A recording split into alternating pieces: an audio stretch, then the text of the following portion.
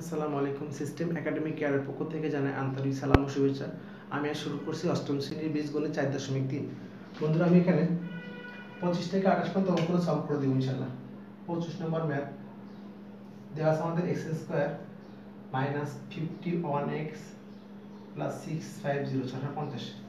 এখানে middle term করতে গেলে আগে এই যে মানটা এটাকে লসাগু করতে হবে। লসাগু করলে আমরা দেখব এটাকে 25 আর 26 মিলে 56 হয়, অর্থাৎ 25 আর 26 গুণ করলে হয় 650।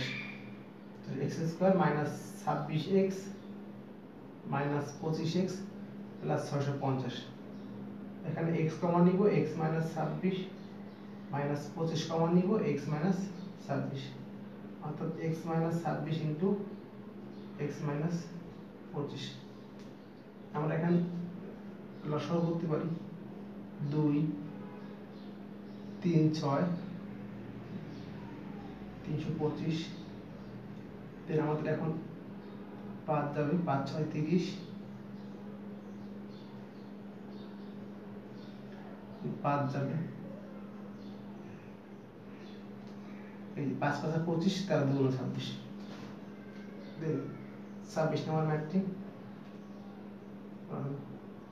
27 নম্বরটি করব p² + 2pq 80q²।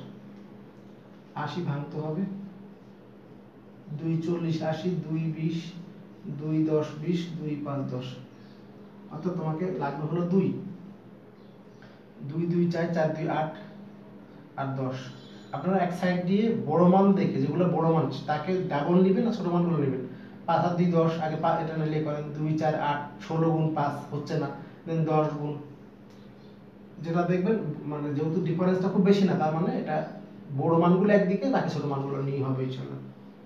p² 8 10 80, আমরা এখানে লিখি 16 গুণ 5 হইতে পারত, 8 গুণ 10 হইতে পারত, বা 20 গুণ 4 হইতে পারত। এটা দিয়ে কিন্তু 18 হবে, সরি 18 হবে বা 2 হবে। তো এটা নিব আমরা বলছিলাম যখন একটা মাইনাস তাহলে অবশ্যই দুটো প্লাস।